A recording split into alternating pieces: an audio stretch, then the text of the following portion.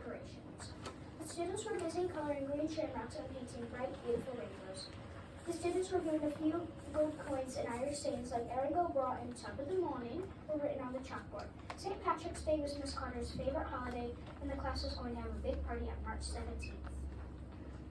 Miss Carter played Irish music and taught the class how to dance like the Irish jig. She would count step in, step out, hop back, 2, 3, 4. Step in, step out, hop back, 2, 3, 4. The Irish music had a quick beat and it was played with fiddle and a fife. The class was having such a fun time learning about St. Patrick's Day and many Irish customs. At the end of the day, Miss Carter had a special announcement. Boys and girls, tomorrow we are going to make Irish soda bread, Swango foil. The students looked at Miss Carter with puzzled expressions. That means goodbye for now in Gaelic, the language sometimes spoken in Ireland. When the children returned to school the next day, there was a big surprise awaiting them. There were tiny, glittery green footprints all over the classroom. Miss Carter, our green crayons are on the floor. Miss Carter, my gold coins are gone. Miss Carter, all your Irish music is scattered on the bookshelf. The students studied the room to look for other clues. It was clear that someone had come into the classroom last night. Hey everybody, look! The recipe for Irish soda bread is written on the chalkboard, and that is definitely not Miss Carter's handwriting. The writing was very sloppy, and many of the ingredients were not spelled correctly.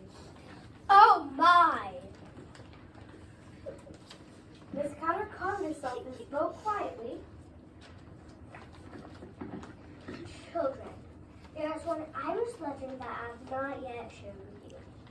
But I believe you might be able to guess who has visited us. I have found a note on my desk that might explain the shenanigans going on in our room.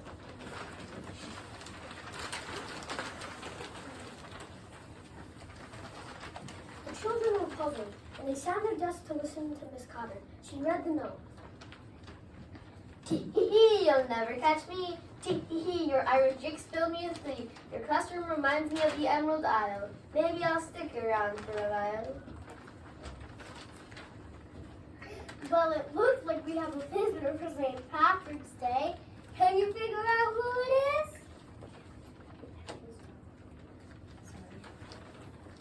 Well, we know he's a tiny person because of his small footprints.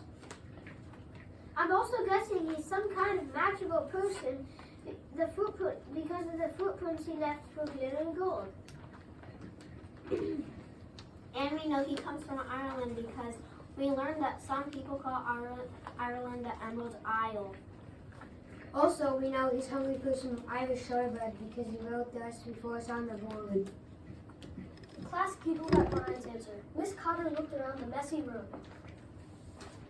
By looking at these clues, can you guess who has come into our classroom and played all these tricks on us? The whole class yelled out together, It's a leprechaun!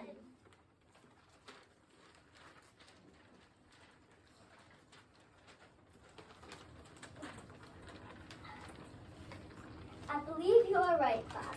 Leprechauns are little, mischievous, and magical creatures that live in Ireland. You must have come to our classroom because we are going to do so many fun things for St. Patrick's Day.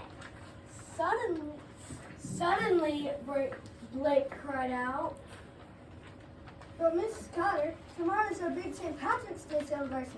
How can we expect the leprechaun for messing up our room before the big party? I know, maybe we can build a trap. That way he won't be able to play any more tricks on us. If we catch him, we can celebrate together at our party. Yeah! Great idea, children. Let's get to work.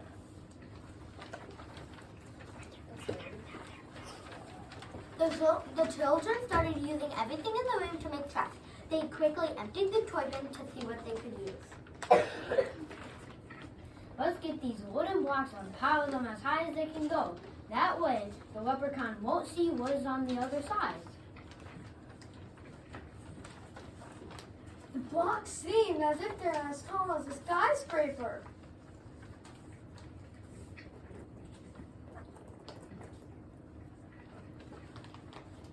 Next, let's put some chairs on the other side of the blocks and lay a sheet across them.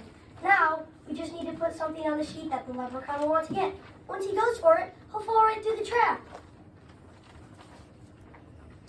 Well, we know he wants Irish soda bread.